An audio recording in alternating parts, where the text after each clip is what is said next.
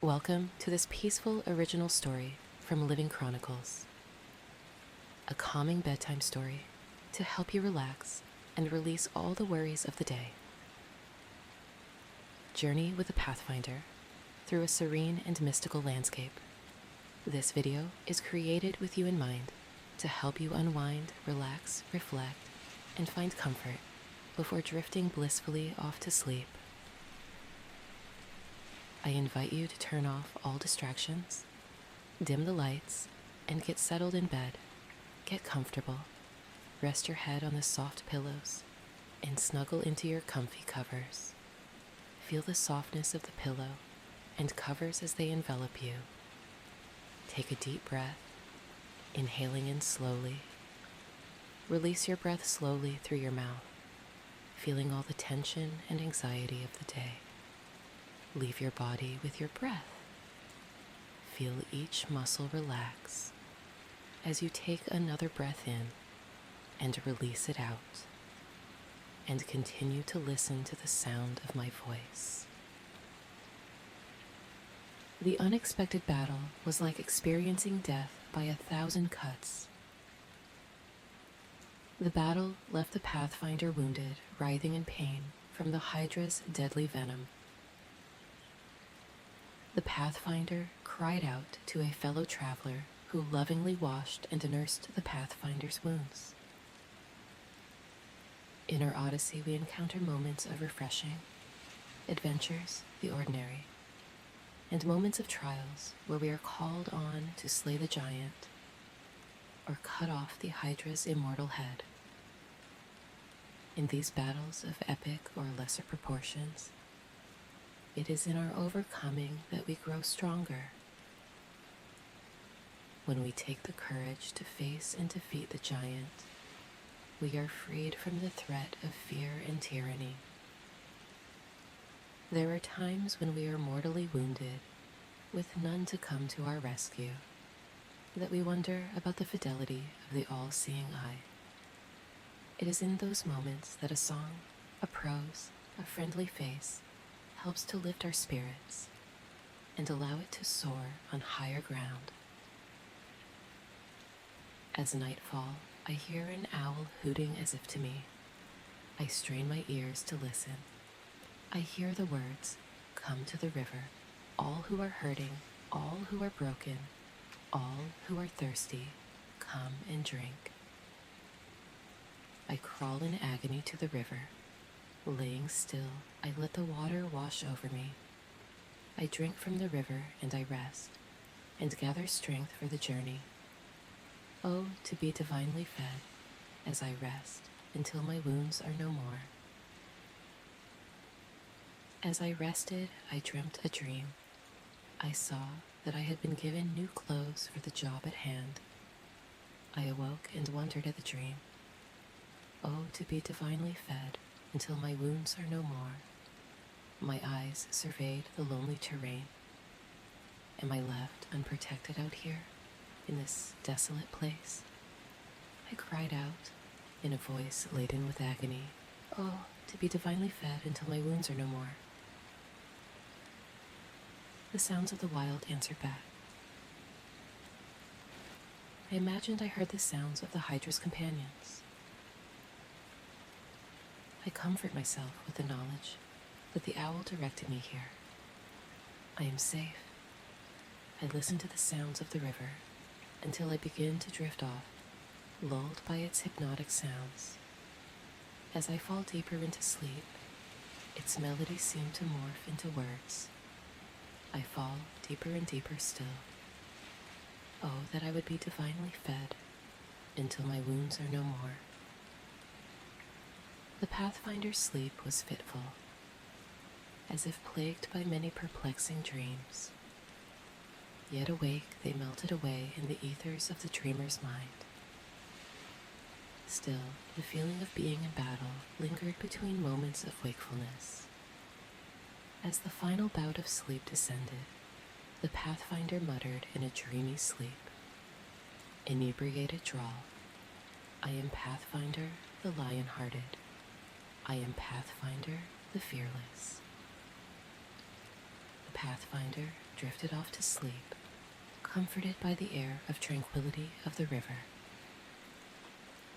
The brilliance of the day's light roused the sleeper out of dreamland. The vignettes remained.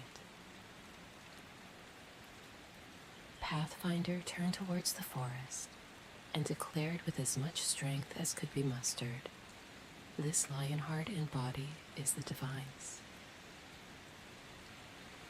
Pathfinder drank from the river. It was sweet to the taste. Strength began to spring up within. The sound of the river became like music to the ears and soul. The ear began to hear new sounds. The eyes began to perceive the beauty all around. A bird perched on a nearby broken branch looked around at the figure and began to chirp a melodious tune that harmonized with the river. The wounded traveler noticed the intent look of the bird's eye, as if listening and responding as it looked away at the river and sang, "Oh, that I might hear the voice of the river," Pathfinder thought. What a beautiful connection the bird seems to have as it listens and sings with the river.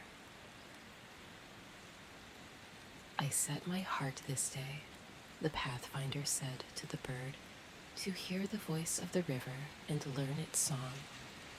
Then I will be able to join in your beautiful river song. Oh, that I might learn to hear the voice of the river as once before." The wounded traveler quieted her heart and listened. As Pathfinder the lion-hearted grew stronger and her many wounds began to form protective membranes, she began journeying along the river's path, using a branch as a staff to lean on. The melodious chirping of a new friend provided joy and comfort as they journeyed together. Presently, they happened on a path that led to an inn further up on the embankment. Lion-hearted took the path to the inn. It had been a while since she had eaten a hot meal. The brisket and potatoes served were delicious and would soon be topped off with a tall glass of fresh milk. Her companion's distinct chirp could be heard amongst the other birds at the bird feeder on the nearby rear porch.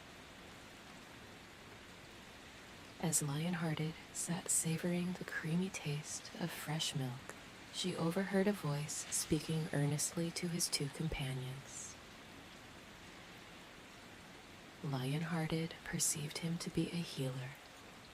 He spoke about the hydra venom and how one might be cured from its wounds and any residual scar tissue. He explained that the key was remaining close to the river, drinking from it, listening to its sounds and absorbing its energy as its water washes over your wounds. It is important he continue to let go of fear or focusing on avoiding pain. Instead, regain strength for the journey from the river. Do not ignore the wounds, but bathe them daily in the river, so that the pain that remains will be completely cured. Eat from the trees of forgiveness, mercy, grace, love, and reconciliation along its banks to promote healing from within. On the way, you will come across the Peacemaker's Workshop. Visit with them a while and learn their craft well. Thus and thus he instructed his listeners. Follow these instructions and no hydra's venom, no matter how severe, can have any lasting effects on you. I urge you, study the craft of the peacemakers. They do as much, if not more, to undo the havoc of hydras on unsuspecting travelers as I do, if not more. Lion-hearted emptied her glass, paid the bill, and set out for the Peacemaker's Workshop.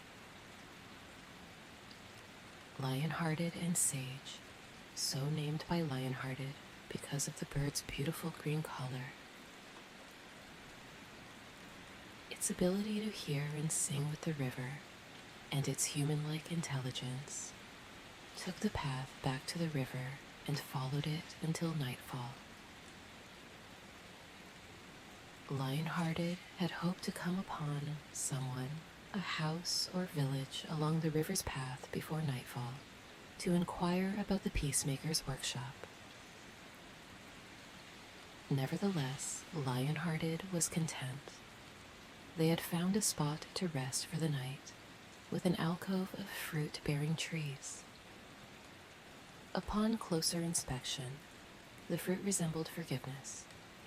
Lion-hearted was overjoyed. Not only did its fruit look tasty, but it was one of the trees the healer spoke about. Lion-hearted ate the fruit and was satisfied. Sage went off to explore and had now begun its melodic evening song.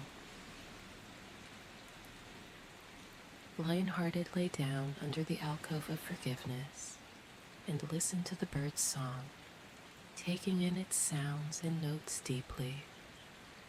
It was refreshing to the soul. A feeling of warmth radiated through Lion-hearted, filling her with a deep sense of well-being. Overcome with indescribable peace, Lion-hearted announced with conviction, "I am Lion-hearted, the healed who has the power to forgive. I am Lion-hearted, the forgiver." Lion-hearted lay down again to listen some more, to decipher the river's voice and words. But despite herself, drifted off to sleep. Lion-hearted woke up the next morning feeling refreshed. She wondered whether they should continue to camp in the cozy alcove for a few more days, feeding on the fruit of forgiveness. With the day in full bloom, Lion-hearted was able to take in more of what was around and beyond the alcove. As she explored, Lion-hearted noticed another tree with an unusual blue fruit. It had a pleasant aroma, the smell of which caused Lion-hearted's stomach to growl. Lion-hearted reached out to pick the fruit, but hesitated. Sage, as if sensing Lion-hearted's hesitation, flew over to the tree and began pecking on another of the beautiful fruit, and before long had eaten enough to reveal the beautiful lavender-colored flesh of the fruit within. Lion-hearted's stomach growled once more. "Breakfast it is," said Lion-hearted. The fruit was so delicious and juicy. Lion-hearted ate the fruit, but put its unusually tiny blue seed away in her pouch. Perhaps Sage would like it later on the journey, thought Lion-hearted. That was delicious, thought Lion-hearted. I think I will have another. To Lion-hearted's surprise, another fruit had grown in place of where the other had been, fully grown and tender to the touch as the other had been. Lion-hearted ate the second fruit, while Sage finished off the other. Lion-hearted sat beneath the tree, while Sage flitted from limb to limb, chirping with a happy, chattery chirp. She contemplated the seed's size, and how large a tree had come from a seed only slightly bigger than a speck. She also marveled that a fruit had grown to replace the other so quickly. Lion-hearted soon began to notice another feeling welling up on the inside. It was difficult to place, but Lion-hearted felt even better within. She had never seen this fruit before, and wondered what type of tree it could be. Perhaps the peacemakers will be able to tell me, she thought. Lion-hearted rose to pick another fruit to see whether the peacemakers could tell her what it was. But, to Lion-hearted's surprise, there was no new fruit in its place. Lion-hearted thought perhaps the tree only bears twice. Sage pecked the fruit she was eating off the tree. onto the ground and finished it there. So Lion-Hearted went to see if another fruit had grown in its place, but none had. Lion-Hearted, intrigued by this, said, "Sage, what do you make of this? What do you think is the mystery of the tree?" Sage tilted its head almost knowingly, then began singing a melodious song. As Lion-Hearted sat enjoying the beautiful song, Lion-Hearted stared at the seed and contemplated the mystery of the tree. The brilliance of the evening sun gave way to starry skies. Lion-Hearted headed towards the river, with Sage following happily along, chirping and flitting from tree to tree, pausing to wait for Lion-Hearted to catch up when it got too far ahead. When they got to the river, Lion-Hearted took off her outer clothes and waded out to where the water was waist deep. Lion-Hearted hummed as she enjoyed the cool water and the opportunity to feel freshened up. She dried herself with the cloth from her satchel before getting a drink further upriver. The water had a clean, refreshing taste. A feeling of rest and refreshing filled her as she sat on a nearby rock and listened to the song of the river. Sage sang along as usual. Lion-Hearted prayed that the day would soon come when she would understand the song of the river. She began singing the song she felt bubbling within. Come to the river, all who are thirsty, come and drink. Come to the water, all who are thirsty, come and drink. Come to the river, all who are thirsty, taste and see. All who are weary, all who are hungry, come receive. Come to the river, come to the river, taste and see. She sang with everything that was within her. After a while, her song subsided, and a deep peace came over her. Sage, as if sensing this, stopped singing its tune and fell silent. Lion-Hearted felt so overcome, she said aloud, "O great river, I tasted and discovered you are good. You are good to me." She basked in the stillness of the night and the sounds of the river as she watched the beauty of the reflection of the moon and nearby stars dancing together on the ripples of the river. Presently, she gathered her things and returned to the alcove to rest for the night. She felt a new, wonderful feeling welling up inside she could not fully describe. She changed out of her wet clothes and hung them up to dry, along with her drying cloth, and went to sleep, feeling peaceful and satisfied. As she drifted off, she thought of her exploration that day and the tree that stopped growing fruit. She had accidentally broken a branch, which she had tried to mend. She would check on it to see if she could do anything more for it. That would be her first order of business after breakfast in the morning. Lion-Hearted felt happy about the prospect of being of service to a tree in this wonderful grove by the river. She drifted off into dreamland, carried on the wings of slumber. Lion-Hearted awoke the next morning at daybreak. Sage was happily chirping away amidst the chorus of other distant birds. It was still semi-dark. Lion-Hearted shushed Sage and dozed back off to sleep. The morning light was in full bloom when Lion-Hearted woke again. She thought about the day ahead, and she thanked the divine for a new day of possibilities. They had some fruit, and she set off to check on the tree she thought to care for. On her arrival, she was astonished that the makeshift bandage she made for the broken limb had dried up and fallen away. The limb had reconnected, and on it hung a beautiful purple and blue fruit. Lion-hearted was surprised. She climbed up to inspect the area. There was a scar where the break had been. She ran her fingers over where the break had been and marveled at the divine. She contemplated the mystery of the tree and whether she should pick the fruit.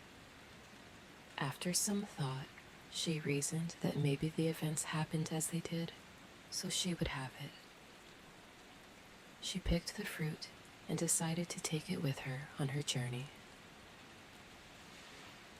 She decided to leave out in search of the peacemakers that morning. Lion-hearted returned to gather her belongings and set out on her journey to find the peacemaker's house and workshop to apprentice herself with them. She was thinking about all this as she journeyed.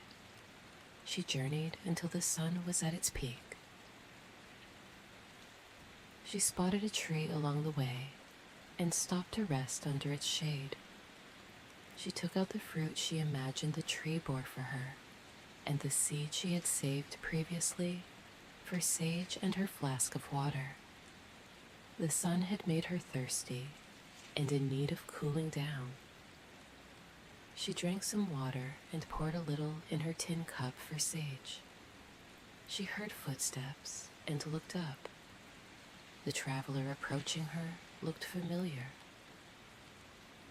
As he came nearer, she recognized him as one of those who had sat with the healer at the tavern as he talked about the healing process from mortal injuries. "Hi there, traveler," he called out to her. "I am guileless. How are you? I recognize you from the tavern many days ago. I saw you leave as if in a hurry. Has your journey taken you far?" "I am lion-hearted," she responded. "I overheard the doctor talking about the cure for which I needed, so I set off to find the peacemakers, of which he spoke, to learn their craft.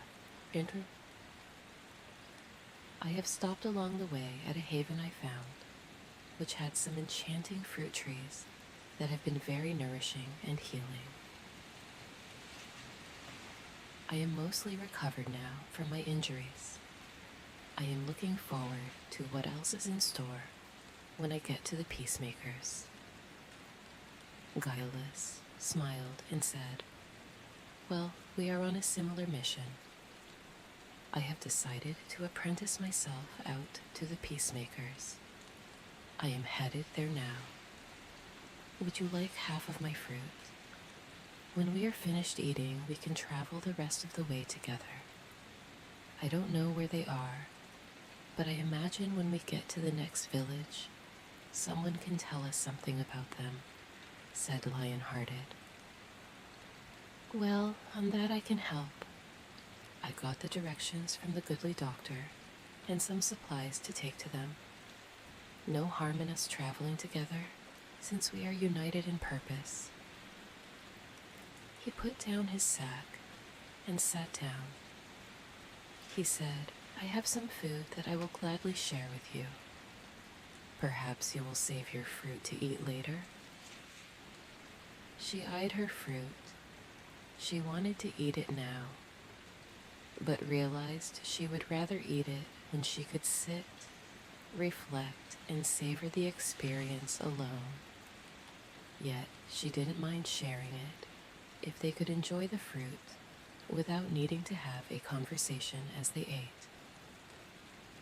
Guileless laid out a spread of figs, walnut, bread, and cheese. She was thankful to the divine for such a spread. She thanked Guileless, wrapped up her fruit, and put it up for another time. So they ate and they talked as Guileless shared more of what the doctor told them about the benefits of eating from the fruit of forgiveness and what true forgiveness looked like. she recognized it as indeed one of the fruits she ate. Guileless explained that the doctor had said it was important to not keep reliving and remembering the pain, as it blocks the fruit's effectiveness. Thus he relayed the healer's words, and thus Lionhearted listened and reflected as Lionhearted and Guileless went on their journey together to find the peacemakers. They chatted and got to know more about each other's story and what led them to pursue the life of a Pathfinder. Lionhearted expressed that she believed there was more to life than the life of a settler or a mere wanderer. She was in search of a life path of purpose and adventure along the way. Guileless shared that he was a settler, but when he heard the doctor speak about the peacemakers and their craft, he decided to set out to find them and learn their craft and see where life took him from there. Presently, they came to a fork in the path on which they were traveling. Guileless frowned. The directions he had received did not mention a fork. He was unsure which way to go. I am afraid I don't know which path we should take. I had expected a straight path that ran into a village, he explained. I am sorry. Lionhearted laughed. If you were not here, I would not know which path to take anyway. No need to apologize. I would have just continued along the path closest to the river. That is what I have been doing. It's part of my adventure. Would you like to continue doing that with Sage and I? Guileless eyed the path on the left. He thought that path looked more promising to eventually lead inward and into a village. You are welcome to go ahead and take that path, said Lionhearted. Who knows? The two paths might lead to the same destination. Guileless was in a quandary. He wanted to continue with Lionhearted, but he didn't agree with her choice, especially not one so haphazardly decided. He realized he not only wanted to take that path, but he hoped she would take the path as well, so they could continue journeying together.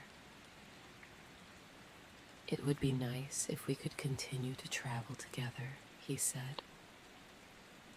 I agree, said Lionhearted, but neither of us know the way. I would have gone this way without you. I guess you would have taken that path without having met me. Your journey is your own. I think you should go ahead and take the path and see what it holds for you. If our destinations remain the same, then we will meet again. When I don't know where to go, I listen for the river and choose the path that leads me along its banks. Won't you be alone or afraid? Asked Guileless. No, I have the voice of the river, which I hope to learn to hear its voice and sing its song as Sage does. Sage is also a great travel companion, so I am never alone. I really hope to spend time by the river tonight, which I wondered how that would be if you were there, so I think it is for the best. With that, Lionhearted smiled and said goodbye. Until we meet again at the peacemaker's shop or along the path, she said. Guileless shook his head and watched her go. As Lionhearted and Sage disappeared, he turned and looked at the path. Doubt filled his mind. If only he could be sure. He really did not want to make the wrong choice. He could turn and follow Lionhearted. He would at least have a travel companion. He shook his head. No, that would not do, he thought, as he looked down the path along which she had disappeared, she would know he was just following her, and she seemed to prefer to be alone. He sighed resignedly and walked down the opposite path. As Lionhearted walked along the path, she found herself singing. Her heart was filled with joy. She even found herself smiling. Sage's heart seemed merry as usual, flitting from tree to tree, chirping its merry tune. She had no idea what the correct path was, but she trusted that wherever she ended up, that this was the path that was meant for her. She had a sneaky suspicion that she might not actually be headed towards the river as she hoped, but she trusted the divine to protect and guide her. It has been the highlight of the journey so far to live the adventures and new experiences along the way. The bitter experiences had taught her to appreciate the small things and circumstances she ordinarily would not have noticed enough to truly appreciate. She was thankful for Sage. She was thankful for making a new friend in Guileless, who she felt certain she would meet again as they were in search of the same goal. She was also thankful for the discovery of the unique fruit trees she had sampled. Her desires were deeply stirred by the song of the river. She felt whole. She felt free. She smiled. Yes, I am free. She picked up her pace, eager to discover what was next on her adventure. Dear listener, like Lionhearted, I discovered that the plot of one's life story is often advanced by the challenges of life. Some challenges sweep in like boisterous waves of a stormy sea. Other challenges come in steady and constant, like a dripping faucet. Regardless of the size, timing, or intensity of the challenge, they, like the forest fire, are opportunities for rest, growth, and renewal. Question for you. How do you choose which path to take or door to walk through when making life decisions that could impact your future?